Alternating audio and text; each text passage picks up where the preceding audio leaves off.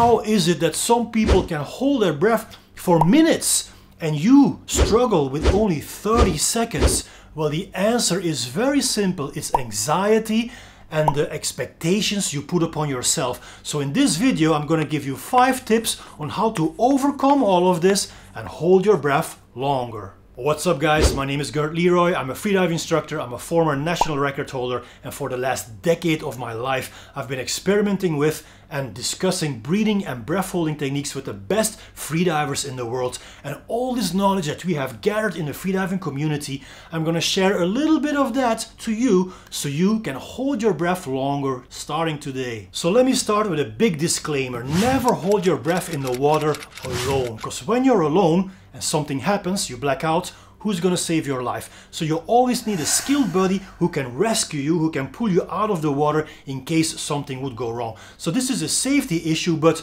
something that lots of people forget is that besides the safety aspect, this will give you peace of mind. Because I know you're worried about blacking out. It's most likely not gonna happen, only in extreme situations when you hold your breath for a very long time. But for you, for beginners, that's not gonna be the case, but still you're gonna think about, what if I black out? So if you're alone, the only thing you will be thinking about is, I just hope I'm not gonna black out.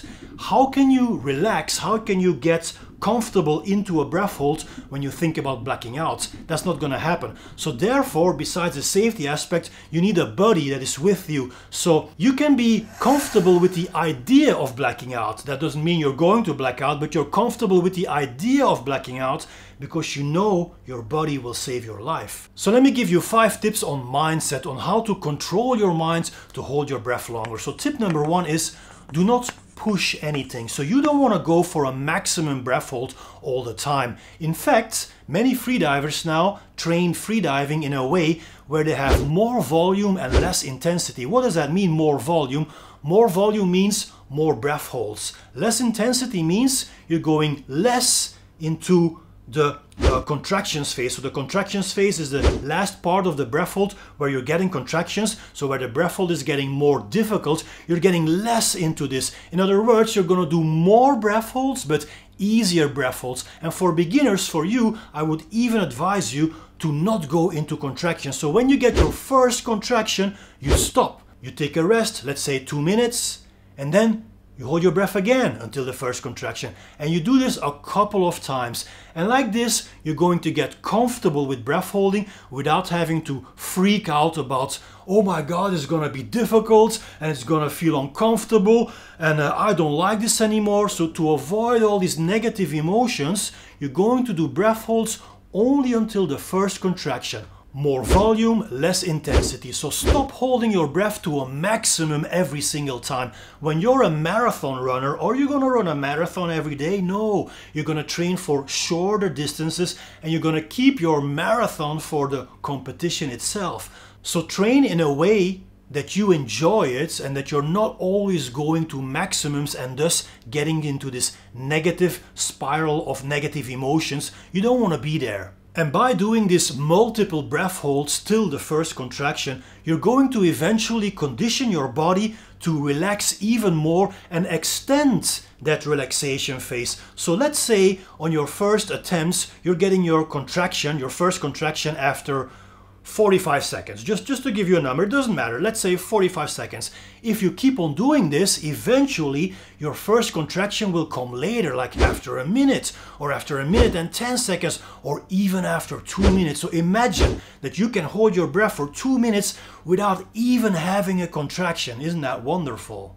Tip number 2, stop thinking in terms of training and start thinking in terms of, I need to acquire skills. You need to learn the skill of breath holding, and the skill of breath holding usually comes down most of the time to relaxation. Yes, relaxation is not something that happens to you by coincidence. No, relaxation is something that you can learn. Relaxation is a skill. So if you learn to relax by applying certain relaxation techniques like visualization or the body scan or repeating mantras over and over in your head, then you can learn the skill of relaxation. So stop thinking, how many times should I do this? How many times per week? Should I do a rest day in between? Should I do this? Should I do that? I get these questions all the time on my YouTube channel. Gert, how many times should I do this? That's not the right question. Your issue is that you don't know how to hold your breath. So you should focus on learning how to hold your breath and stepping away from this idea that you have to do something X amount of times per day or per week. Tip number 3, step away from the typical old school CO2 tolerance training tables. That's a whole mouthful, right? So yes, we want to train CO2 tolerance, not just to hold your breath longer, but for anything. CO2 tolerance is good for overall health. So the higher your CO2 tolerance, the less you have to breathe eventually. That doesn't mean that we have to engage in those typical CO2 tolerance tables. As a beginner, what you need to do is just hold your breath. If that is in the water, then you spend time in the water, holding your breath, always with a buddy. If that is on dry land, then you spend time holding your breath on dry land. Have fun, enjoy it. Do not follow those rigid CO2 tolerance training tables, because at the end of such a table, it's becoming quite hard. And remember my tip number 1, no pushing. When you get at the end of a CO2 tolerance table, you're gonna push it anyway because it's difficult. And then you're getting again in that negative mindset. So stop doing all these tables and start just simply enjoying yourself while holding your breath. If that is in the water, do what I do on my YouTube channel. Just hold your breath and play games underwater. Invite your friends, walk underwater, swim underwater, play rock, paper, scissors underwater. Whatever it is, enjoy yourself. If it's on dry land, hold your breath and maybe watch a movie while you're holding your breath. Read a book, walk around, enjoy yourself. Tip number 4, this is a very important one. There is no need to prove yourself to anyone. You're not holding your breath so you can tell your friends, I held my breath for 3 minutes. I'm such a cool guy. Nobody cares. No one in the whole world cares how long you can hold your breath. Only you do. Only you care. That's a hard pill to swallow, I know that. We see this happening all the time in freediving courses. Students come into a course and they're stressed already.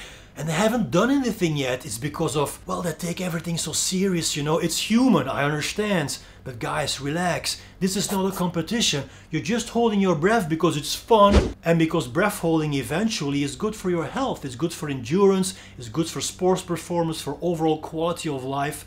That's why you're doing this for. You're not holding your breath so you can tell anyone out there, I'm so good in breath holding. I held my breath for 3 minutes, 4 minutes. Nobody cares. And last but not least, tip number 5, don't set expectations. I see people in my comments on YouTube asking me, Gert, I can hold my breath now for 1 minute. I want to do 3 minutes or I want to do 4 minutes. How long is it going to take me? No, these goals that you set, 2 minutes or 3 minutes or 4 minutes, they don't mean anything because you don't know when you're going to get there. It might be fast, it might take a long time. It doesn't matter. And why would you set a goal? Why would you say, I want to hold my breath for 3 minutes or 4 minutes? What's the point of this? There is no point to this. It's the ego. It's only the ego talking. It's your ego saying, I want to hold my breath for 3 or 4 or 5 minutes. And just hold your breath without any expectations. And I can guarantee you, if you don't have expectations, if you don't set goals, your breath hold will increase faster. That's the whole thing about it. Peace in every breath.